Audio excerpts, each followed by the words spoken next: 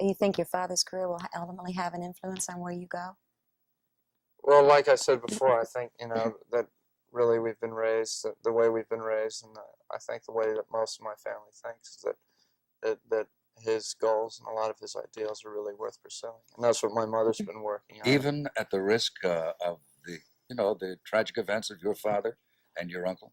Well, I didn't necessarily say I was going to go into politics. I mean, I think I've got a lot of thinking to do about what. I would think so. You'd have to think twice about that, wouldn't you? Does it frighten you at all? Well, I think that's an occupational hazard at this point. I think there's so much that you can do through politics or through some kind of public service.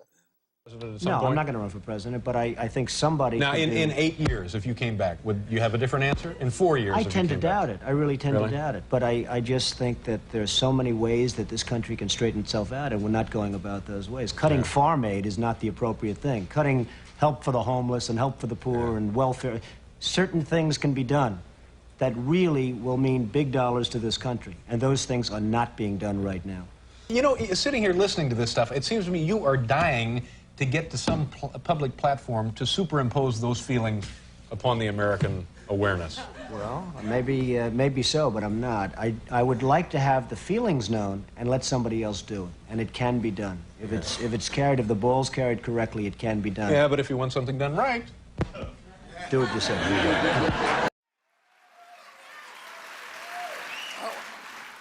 I've come here today to announce my candidacy for the Democratic nomination for President of the United States.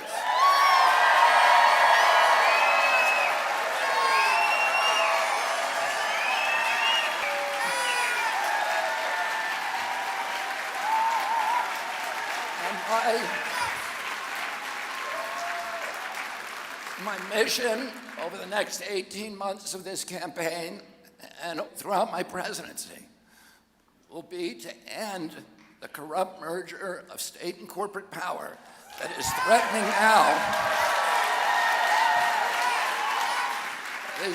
now to impose a new kind of corporate feudalism on our country, to commoditize our children, our Purple Mountain's majesty, to poison our children and our people with chemicals and pharmaceutical drugs, to strip mine our assets, to hollow out the middle class, and keep us in a constant state of war.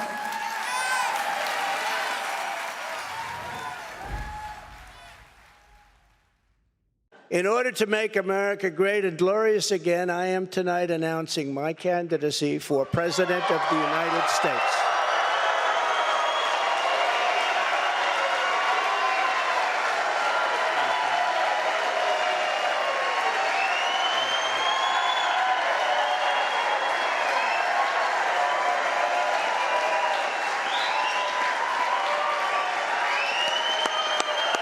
Thank you, kids. Thank you. All of you. Thank you. Thank you. So many incredible friends and family here tonight. It's such a beautiful thing. Some people say, how do you speak before so many people all the time? When there's love in the room, it's really easy, if you want to know the truth. It really is. You ought to try it sometime. Together, we will be taking on the most corrupt forces and entrenched interests imaginable. Our country is in a horrible state. We're in grave trouble. This is not a task for a politician or a conventional candidate. This is a task for a great movement that embodies the courage, confidence, and the spirit of the American people. This is a movement. This is not for any one individual. This is a job for tens of millions of proud people working together from all across the land and from all walks of life, young and old, black and white, Hispanic and Asian, many of whom we have brought together for the very, very first time. If you look at the numbers, if you look at what's happened with Hispanic, with African American, with Asian, and just look at what's happening. This is a party that has become much bigger, much stronger, much more powerful, can do much more good for our country. This is a job for grandmothers and construction workers, firefighters, builders, teachers, doctors, and farmers who cannot stay quiet any longer. You can't stay quiet any longer. You're angry about what's happening to our country. Our country is being destroyed before your very eyes. It's a job for every aspiring young person and every hard-working parent, for every entrepreneur and underappreciated police officer who is ready to shout for safety in America. The police are being treated so badly. These are great people. They can straighten out the crime. They're the ones that know how to do it. We have to give them back their respect and their dignity.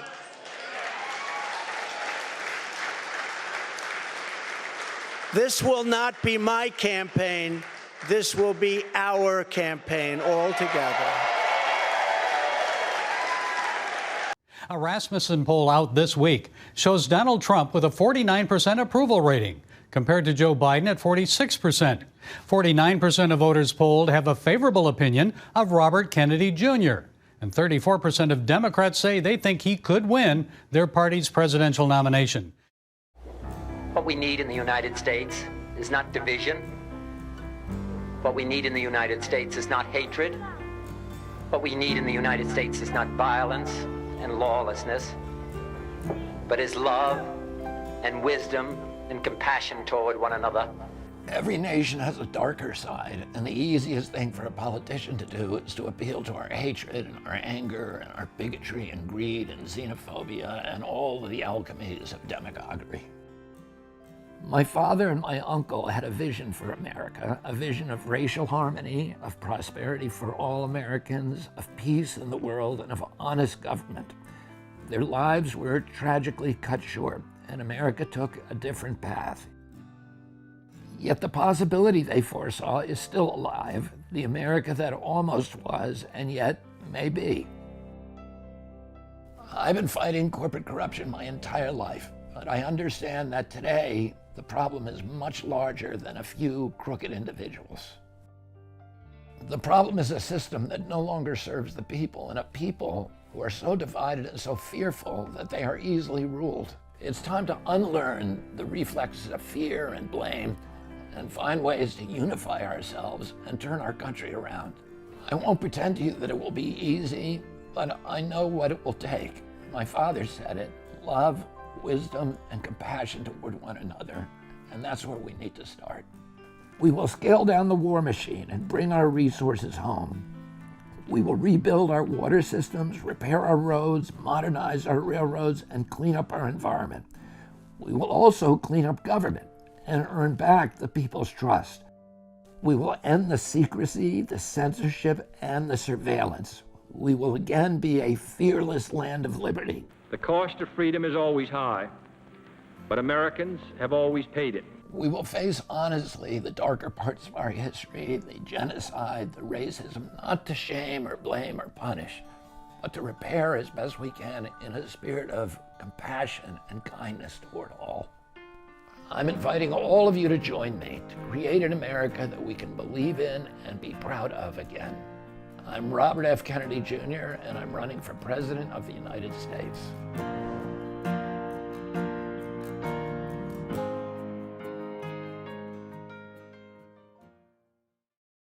It's an invasion of America.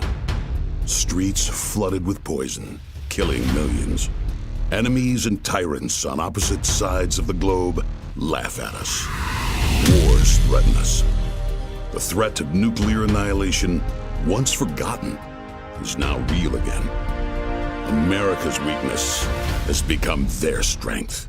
The global elitists who send your kids to war, who tell you a woman is a man and a man is a woman, who teach your children their country, their faith, their beliefs are a lie. They have corrupted every facet of American government, weaponized it against you.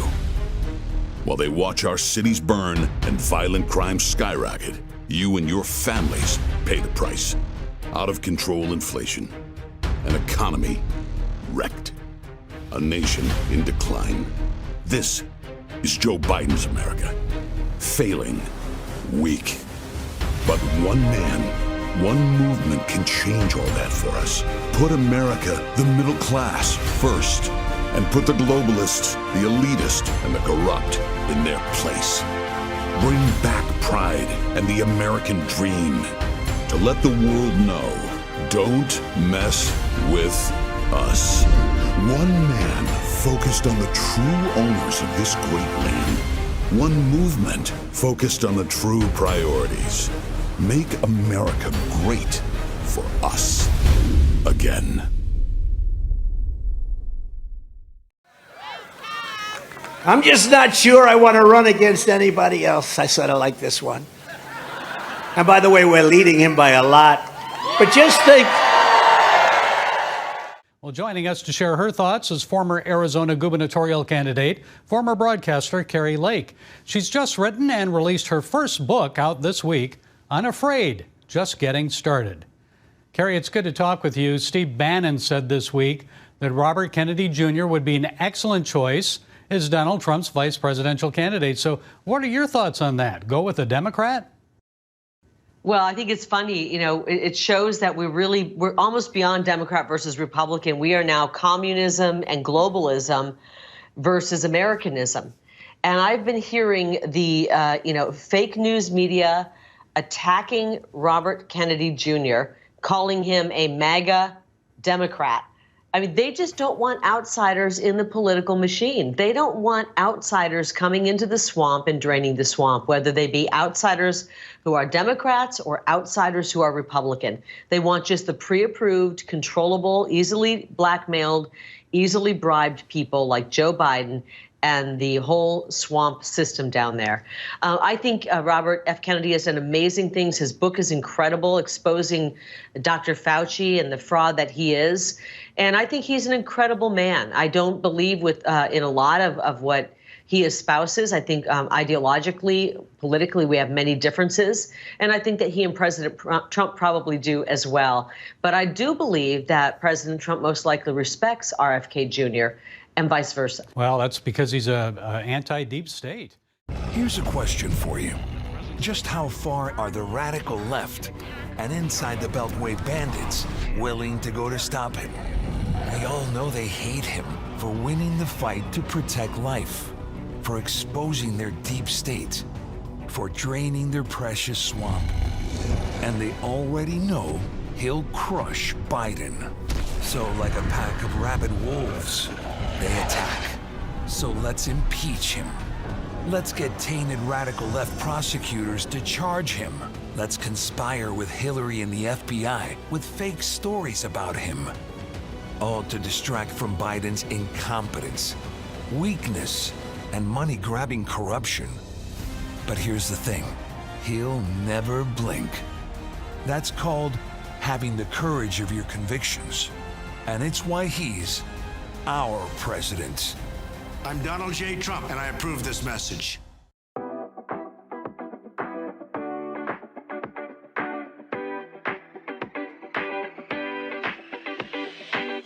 Absolutely. This isn't a prosecution. This is a persecution. It's really a sad day in American politics that you have the Department of Justice that has targeted a former president. And the idea that you have a sitting president who's taken bribes from Ukraine. We've got bank account numbers. We've got transactions. And nothing's being done. And so that's why I dropped the articles of impeachment against Biden. And enough is enough. The American people, quite frankly, are going to elect President Trump to be the next president of the United States, and I don't think Biden will even be the Democratic nominee. You think Robert F. Kennedy is going to be the nominee?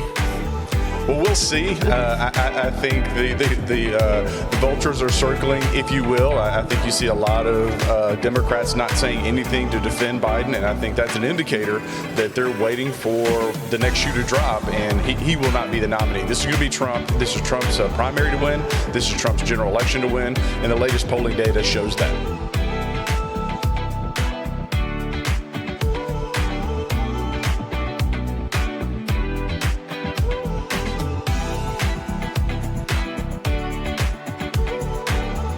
But when it was clear to you that they were not being peaceful, you saw them rushing the Capitol, breaking windows, they were hitting officers with flagpoles, tasing them, beating them up. When it was clear they weren't being peaceful, Why did you wait 3 hours to tell them to leave the Capitol? They listen to you like no one else. You know that. They do. I agree with that. But So why didn't Nancy you tell them to go home sooner? Nancy Pelosi and the mayor are in charge. I assume they were able to do their job. They weren't. But And it Pelosi's kicked not in in. charge of Capitol And if you remember, security. I made a video right outside the Oval Office in the Rose Garden. And I'm very proud of that video. I didn't have a script. I don't need scripts like a certain person that's in Well, there what right time? now. The video. It came out much later after they had already attacked the Capitol. It was a great video. And it was a beautiful video. And it said, I mean, I don't want to read it all, but you have to go home now. We have to have peace. We have to have law and order. We have to respect our great people. Can you say if you want Ukraine or Russia to win this war? I want everybody to stop dying. They're dying, Russians and Ukrainians. I want them to stop dying. And I'll have that done. I'll have that done in 24 hours. I'll have it done. You need the power of the presidency to do it. But you won't say that you want Ukraine to win. You know what when I'll you were say? in- I'll when you say were in this. office. I want Europe to put up more money because they're in for 20 billion. We're in for 170, and that's they not should an be. answer about who And they should should win the war. equalize. They have plenty of money. They should equalize. I got with NATO. But I'm When I asking you sat down, about I got Ukraine them right to now, put up Mr. hundreds President. of billions of dollars that they weren't paying under Obama and Bush and all of these other presidents. That's why they're able to help them fight the war because of the money I got. But I let's want talk about Europe. what's happening in Excuse Ukraine, me. Mr. I want President. Europe to put up more money because they're laughing at us. They think we're a bunch of jerks. We're spending $170 billion for faraway land, and they're right next door to that land, and they're in for 20.